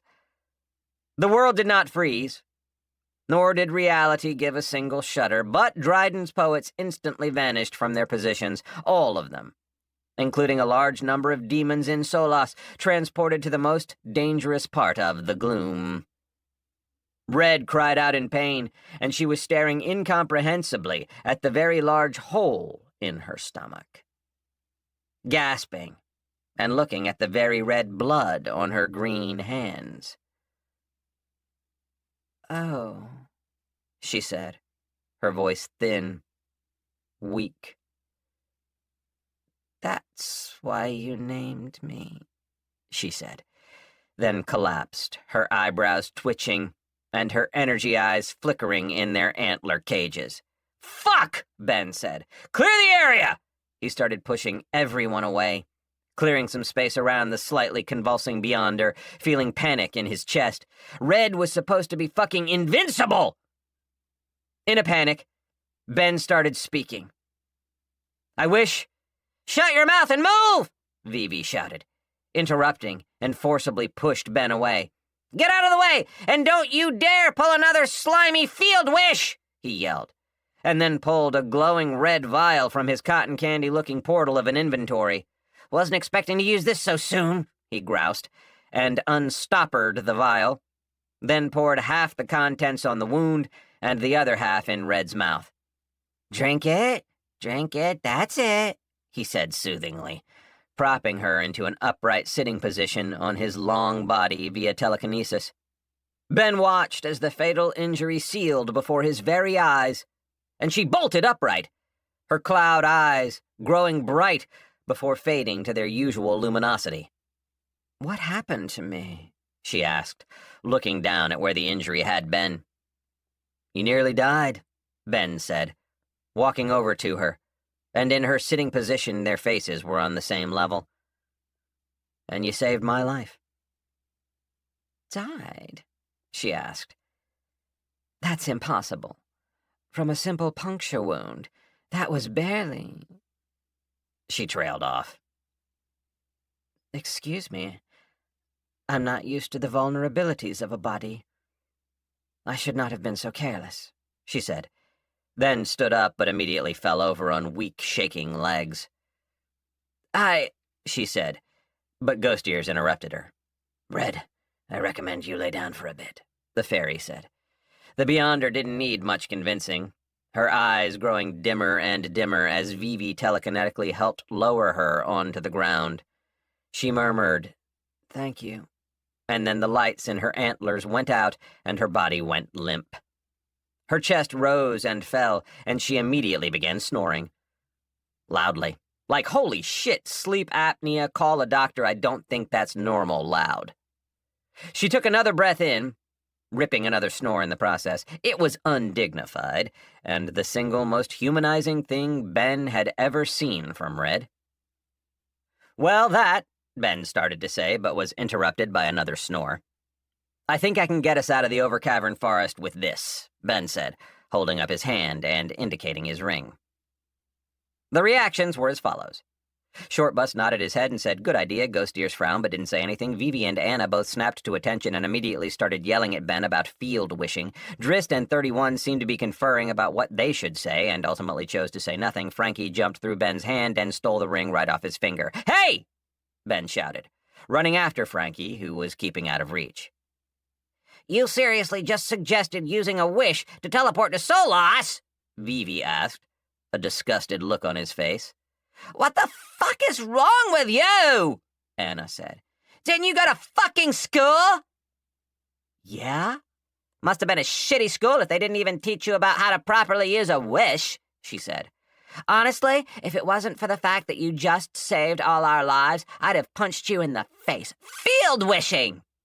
"I know, field wishing," Vivi said, and then shared a look with Anna, the look of two people who were both disgusted and in total agreeance with one another. Ben thought about saying something like, "What's field wishing?" but chose to preserve his dignity instead. "Don't make a wish till we get to Solas and get you a Build-A-Wish ticket and a wish specialist, preferably a lawyer of some kind." "How much of a loss do you think we had there, 70%? Vivi asked. "We'd be lucky at 70. He said it was an honest wish. He probably lost 95% of the effect." Seriously? Ben asked. How about a thank you? They're my wishes. I'll do what I want with them. Okay, thank you, Anna said quickly. But you'll be doing yourself a massive disservice if you make any more wishes. Just trust Vivi and I, she said, and Vivi started nodding with his eyes. One of the core bits of education we, and by we, I mean the signatory races, get is about how to handle wishes. There's a right way to get maximum value, and there's a way to waste it. Field wishing is considered... It's disgusting, Vivi said. It's disgusting. I almost think I wish we'd rather have died than watch you make that wish. You didn't even start with a statement of efficiency, Ben, Vivi said, and Ben just stared at the Aeon slug till he kept talking. Something like, I wish the full power of this wish be used effectively for my exclusive benefit in pursuit of... And then the rest of your wish, Vivi explained. Oh yeah, I totally had time for that, Ben said, then pointed at the sleeping, recently healed Red. It hurts, Vivi said. That hurt to watch. Well, it hurt when you wasted all my chests from your dungeon, Ben said, grumbling. Please! I paid for the system to stock those with the cheapest random loot available, Vivi said. It was no big loss. That was my treasure, Ben grumbled, but dropped it. He looked around and felt a sudden chill. Not a physical wind, but something else. Let's... Ben said, trailing off, his brows furrowed. His skin suddenly pebbling, goose-bumping. Let's set up camp here. Vivi looked up from Red, an expression of concern on his face. You sound different, he said, his eyes narrowing, and then suddenly scanning the clearing the Citadel sat in for threats. I just got a bad feeling, that's all, Ben said, staring deep into the forest. Let's just all get some rest. Set up some fortifications. Vivi had cast his extremely useful Ring of Stone spell, and created a short wall around them, and then cast several trap and alarm-type spells in the area to give them advanced warning of any threats. Then, using some of the plentiful, dry, dead wood around them, they had created a very large bonfire, and were all sitting around it. Well, Anna had crawled into the fire, given everybody the middle finger and fallen asleep, but that was besides the point. Ever since the moment she went into the fire, it seemed to no longer consume the wood and burn eternally high and hot. I feel like starting a forest fire, Ben said, looking around at the dead, destroyed forest the Citadel had produced. I second the motion, Red said immediately, then winced from the sudden motion of raising her hand. I feel very strange. I'd be surprised if you didn't, Vivi said. You've done some very impressive, very mana-intensive things today, and recovered from a mortal wound. If you don't wake up tomorrow feeling awful, then I'm not an Aeon slug. Moderate your volume, an entirely mechanical voice said, speaking from 31's body. I am currently in sleep mode. Ben, Shortbus said, leaning in from looking at the fire and getting closer to Ben, managing a whisper. God, I don't even feel like I'm talking. Then use telepathy. No, talking is fun. But Ben, 31's brain is asleep and he's being piloted by his AI shell right now. Isn't that fascinating? It's something, all right, Ben said, staring at the still floating robot for a few moments, then shaking his head and looking away. Drist had collapsed into 3 golden rings that hovered off the ground and softly chimed and made gentle, sleeping music. None of Ben's group had fallen asleep. They all felt on edge, even if they couldn't say why.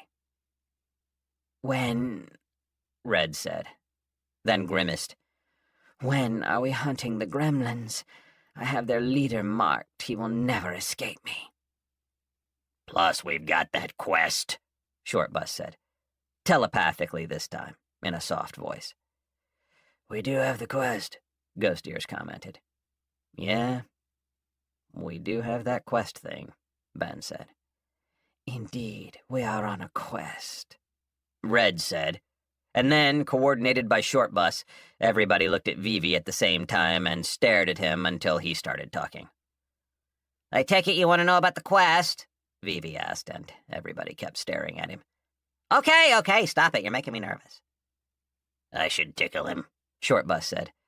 And then Red said, "I should kick him." "The quest," Vivi said, launching into the explanation. And then, just to be a dick, Ben interrupted him. "You said the quest was the way out. That's what you said when I met you. That it was the way out of the world.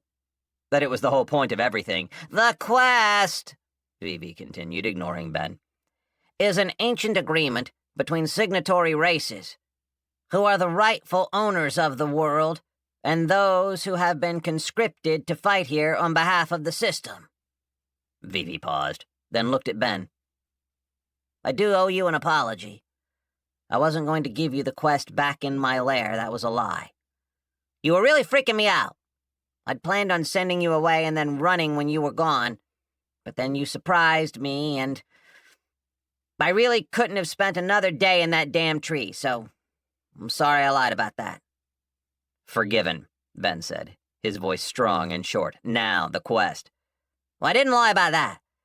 You do need to do the quest to get out of the world. Well, not you specifically. Really, anyone, anywhere could do. Let me back up. The quest is a resource available to the signatory races that allows us to, one single time in our lives, compel any non-signatory race in any number to complete a single task, whether it be trivial or impossible. We have that right, that power.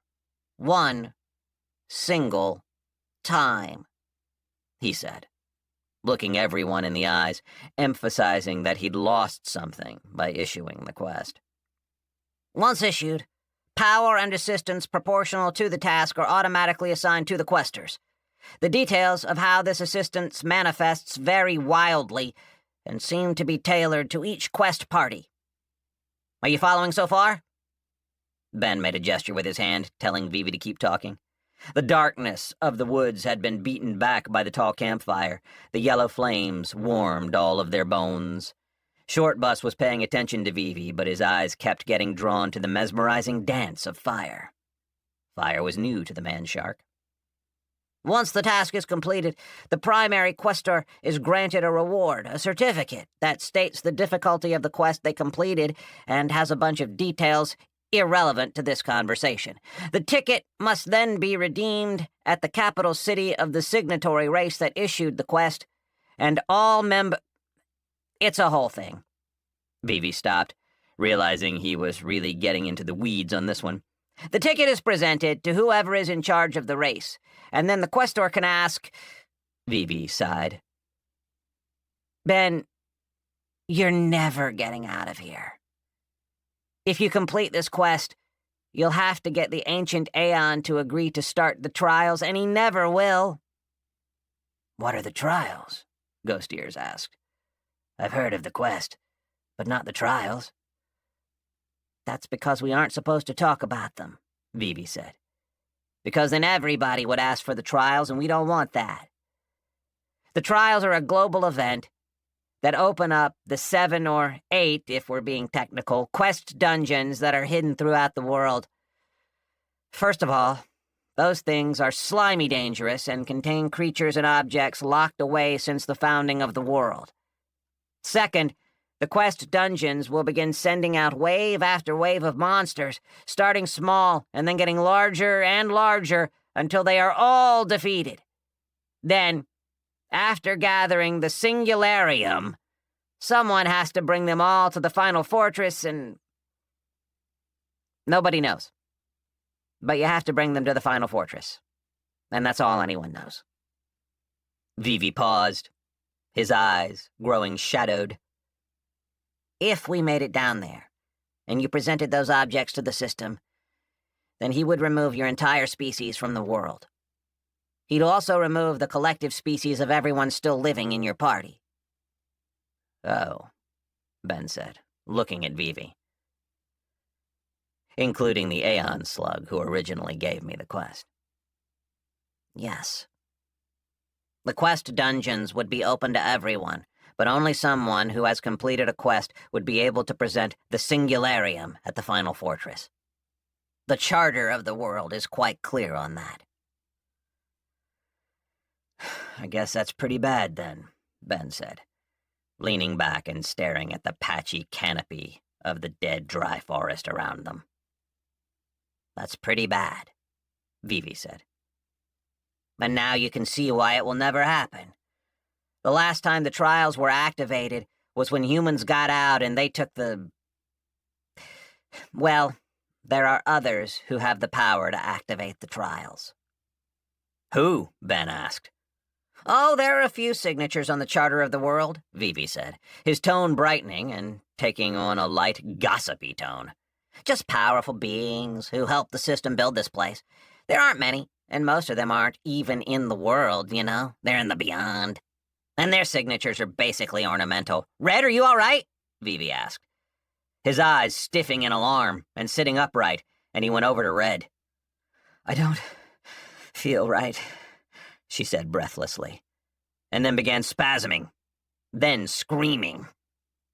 Her eyes flared bright like a sun, and she shot up like someone in a nightmare. She began screaming and clutching her head, thrashing, and Shortbus suddenly clutched his head as well. Ben! He yelled, his voice completely empty of humor and jokes.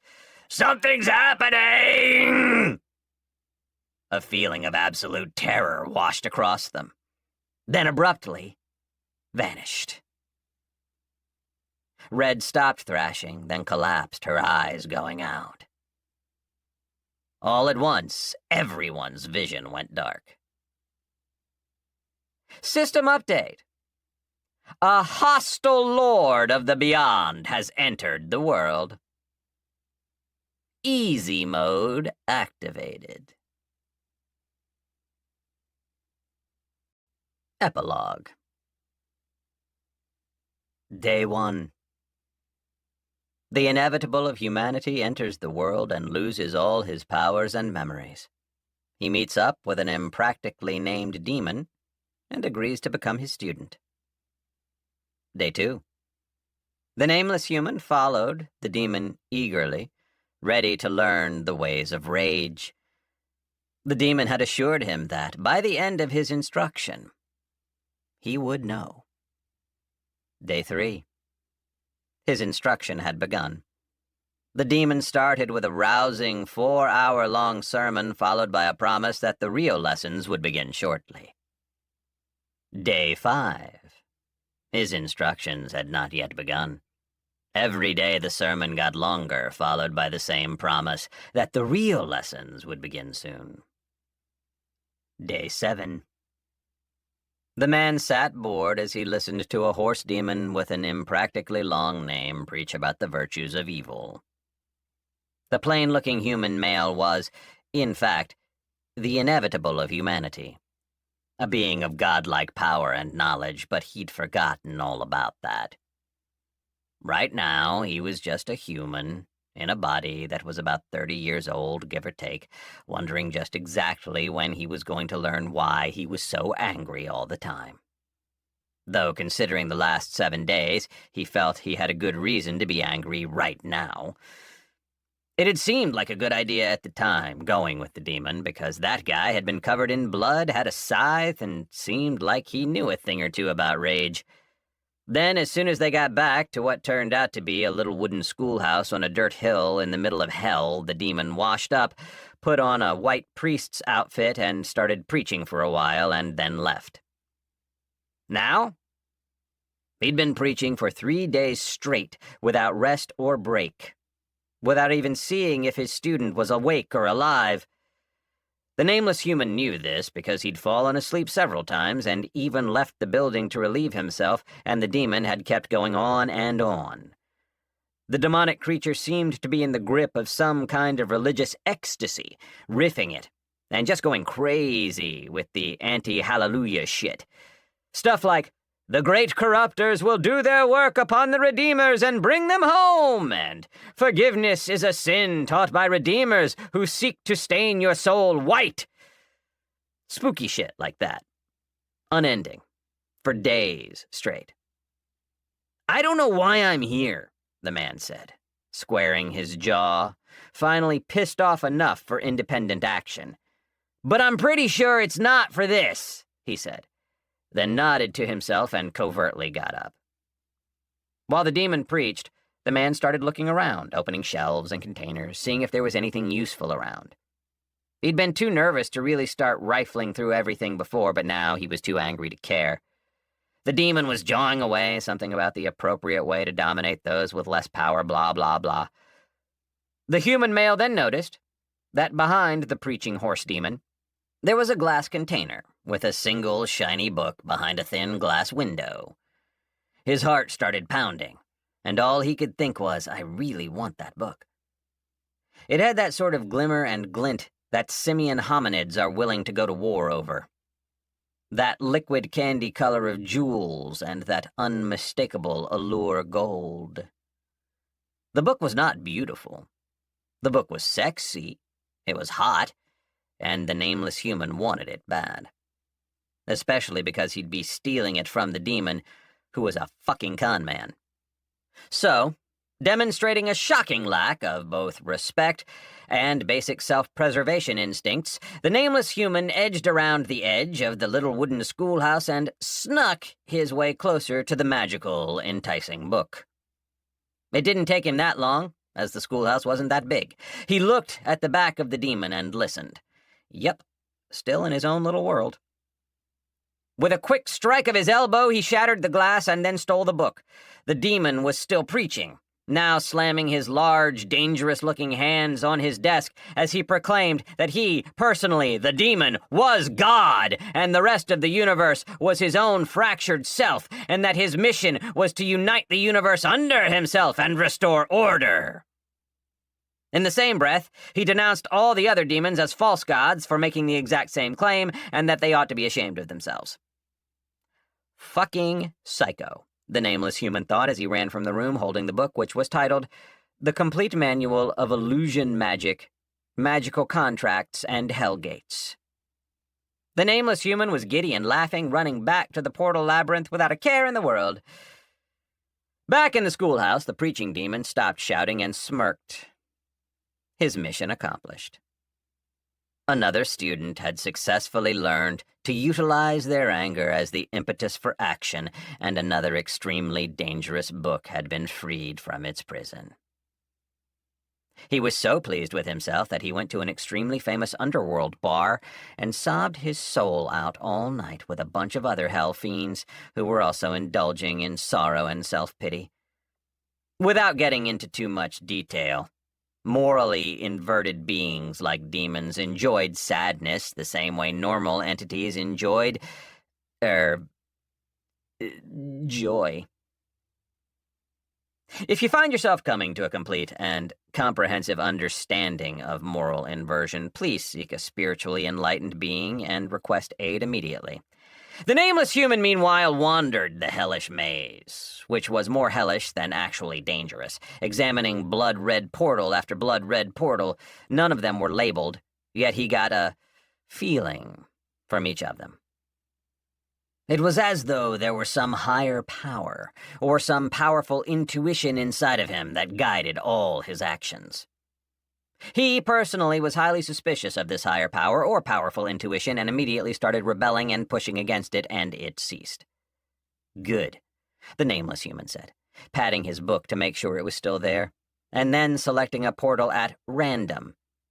It's worth noting that his higher power and his powerful intuition had piloted him expertly into this particular portal, and that his higher power and powerful intuition was, in fact, his own damn inevitability guiding his actions. If the inevitable were able to comment on this situation, he would say that being a powerful spirit incarnated without any power or memory was exhausting, and that he didn't wish it on anyone. He would also make some sort of comment along the lines of, "We are all our own worst enemies," and then went back to trying and failing to help himself. The portal was like cool mist on his skin. Not that he had any experience with cool mist, and when he stepped through, he felt something like a pulse explode gently out from his body. Like an atomic explosion with the destructive power of really soft marshmallows. It moved fast and hit everything without breaking anything. At that exact same moment, everyone else in the world received an extremely ominous announcement about a hostile Lord of the Beyond and a suspiciously named Easy Mode. "Huh," he said, then promptly stopped thinking about it. The nameless human stood on the edge of an enormous forest with trees so tall and a canopy so dense that it was like a cavern. He was surrounded by greenery and vegetation so enormous it made him feel like a tiny bug. He did the only thing that made sense to him, which was to start walking in the direction he was facing. The system sat in a room that was shining brighter than most stars, the light an indication of how focused he was on this particular instance of himself. He watched as the inevitable walked, and incidentally walked in the direction of Solas, and his focus never wavered. He felt the alarm go off, which he never thought he would experience, because why would a Lord of the Beyond ever end up in his little world? But it had happened. The system had given this particular instance sweat glands, just so he could sweat profusely as he pressed the extremely large danger red button that said Easy Mode. He shut his eyes, looked away from it, and then slammed his hand down and pressed it. When his pocket reality didn't collapse along with the total destruction of the world and all its inhabitants, the system let out an extremely nervous laugh. "See?" he said, shakily pouring himself a drink and spilling most of it. "I knew it wouldn't break anything! Woohoo!" He took the drink, and the entirety of the other system instances also started drinking as events filtered through their mental connection. The night was, really weird for level-ups and skill gains. The system, unfortunately, wrote the entire Easy Mode newsletter when he was cosmic entity level drunk, and then sent it out like a booty call mass text to all contacts at 2 in the morning. Needless to say, everybody was worried after that.